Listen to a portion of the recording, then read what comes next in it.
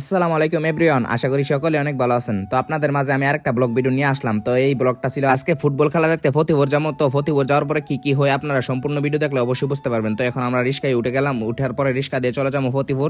আমাদের করিম শাহ মসজিদ গেটের সামনে থেকে রিস্কাতে উঠে বসি। তো রিস্কা দিয়ে ডাইরেক্ট চলে যাবো ফতিপুর খেলা দেখার জন্য। তো ইলিয়াসের কানে দেখেন মুহের মধ্যে কি লাগাইছে, নায়ের মধ্যে কি লাগাইছে, এর যেমন শীতে ধরে লেছে। আর আমরা এখন শার্ট ফিন্ডে যেতেছি শীত মিতের লগে যুদ্ধ করে আমরা কোনো শীত লাগে না, কারণ আমরা শরীরের মধ্যে এক্সট্রা এনার্জি আছে, কারণ আমরা আবি আইতা ফোলা পাই না। আর রিস্কার মধ্যে উঠার পরে দেখতেছি গার্লস স্কুলের সামনে অবস্থিত। তো গার্লস স্কুলের সামনে দিয়ে এখন যাওয়ার লাগবো নাকি হতিপুর, তো জানি না কেমনে যা হে কে এরকম ভাবে টান দিতেছে, হে দেখতেছি আস্তে আস্তে টান দিতেছে, এরকম জোরে টান দে জোরে টান দে। তো আইসা পড়ছে এখন হতিপুর আওয়ার পরে সবাই নামতেছে আস্তে আস্তে। নামার পরে এখন বারাটা দিমু, বারাটা দেওয়ার পরে গিয়া এখন আমরা আপদ বিদে হমু। তো এখন হে বাংটি মাংটি লয়ে এখন টিয়াটা দিয়ে পরে এখন যাইতেছি হাক্কা পারে। হাক্কা যে একটা বিশাল বড় হাক্কা, এই হাক্কার মধ্যে যদি একবার বাইসেস ফিরে পারতাম, যদি বাইসেস ফিরে তাহলে জীবনটার কাম 12টা ছিল। আর হাক্কার মধ্যে কোনো লাইট নাই, কোনো কিছু নাই, একদম অন্ধকার। অন্ধকারের মধ্যে গিয়া আস্তে আস্তে হাইটটা গিয়া বড় হাক্কা ফারে এমন হইতাছে গরিবের গরিবের পদ্মা সেতু ফারাই গিয়ে হেলা দেখতাম যাবো। হেলা যে দেওয়ানের লেগে জীবনটার মধ্যে এত বড় রিক্স লইলাম আগে জানতাম না। হাক্কাতে যদি ফিরাইতাম গাতে জীবনটার কাম 12টা আওয়াজ লইলে হেলা দেওয়ানের লেগে যে এত কষ্ট করার লাগবো আগে জানতাম না। হাক্কাটা দেখছি কত বড় হাক্কাটা ফারাইতাছে, আর হেলা দেওয়ানের লেগে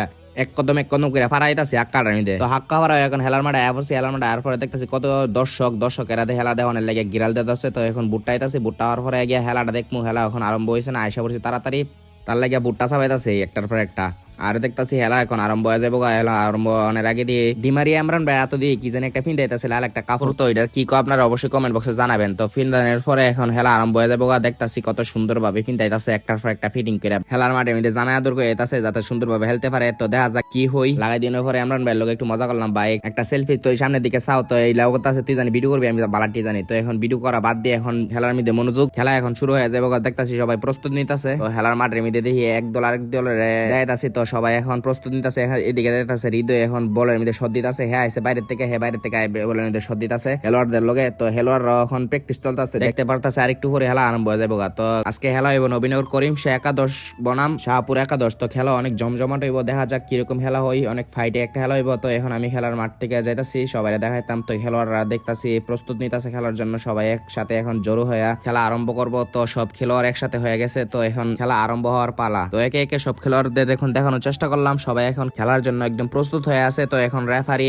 সব খেলোয়াড়দের সাথে কিছু ব্যক্তিগত কথা বলতেছে। তো কিরকম ভাবে খেলবে, আর কতক্ষণ খেলা হইবে, আর কি ভাবে খেলা পরিচালিত হবে, তো কি করলে রং হবে খেলার মধ্যে, সবই এখন রেফারি বলে দিতেছে। আর খেলা এখন দেখা যাইতেছে আরম্ভ হয়ে যেতেছে। বল এখন শট দিবে। তো বল শট দেওয়ার পরে খেলা এখন আরম্ভ হয়ে গেছে। খেলা এখন খুবই সুন্দর ভাবে খেলা জমজমাট ভাবে খেলবে। তো প্রথমে দেখা যাইতেছে ফাইট করে ফেলতেছে। তো আমি খেলাটা পরিপূর্ণ ভাবে আপনাদের দেখানোর চেষ্টা করলাম, আপনারা দেখেন আর এনজয় নেন। আর অবশ্যই খেলাকে হা বলি মাদককে না বলি, আমরা সকলে মিলে মাদক মুক্ত সমাজ গড়ি। তো এই বলতে বলতে আমরা এখন খেলা দেখতেছি। খেলা অনেক সুন্দরভাবে এখন পরিচালিত হয়ে গেছে। আর খেলার মধ্যে অনেক ফাইট হচ্ছে দেখা যাইতেছে। খেলার মধ্যে সবাই হাত তালি দিতেছে, খেলা সবাই উপভোগ করতেছে। আর খেলা দুর্দান্ত কম্বিনেশনে খেলা হইতাছে। তো কেউ কাউরে ছাড় দিতেছে না, গোলও এত একটা কেউ দিতে পারতেছে না। খেলার মধ্যে দুই পক্ষ অনেক ভালো খেলছে। তো এখন দেখা যাচ্ছে আহত হয়ে গেছে এক লাল পাটির লোক, পায়ের মধ্যে চুট খেয়ে দেখা যাইতেছে পড়ে গেছে নিচে। তো এখন সবাই ওরে তুলতেছে আর ওরে স্বাভাবিক করার চেষ্টা করতেছে। আর খেলার মধ্যে এরকম ব্যথা পাবে এটা স্বাভাবিক, টুকটাক ব্যথা যে পাবে এটা স্বাভাবিক। তো আবার নামে পড়ছে খেলার উদ্দেশ্যে। তো এখন আবার খেলা শুরু হয়ে গেছে। তো খেলা শুরু হওয়ার পরে দেখা যাচ্ছে লাইটের মধ্যে শর্ট দিয়ে লাইট ফাটাই ফেলছে। তো লাইটের আলো জ্বলতেছে না। খেলার মধ্যে প্রথমে এরকম একটা মানে হেডট্রিক করে ফেলছে, কি আর বলবো, মানে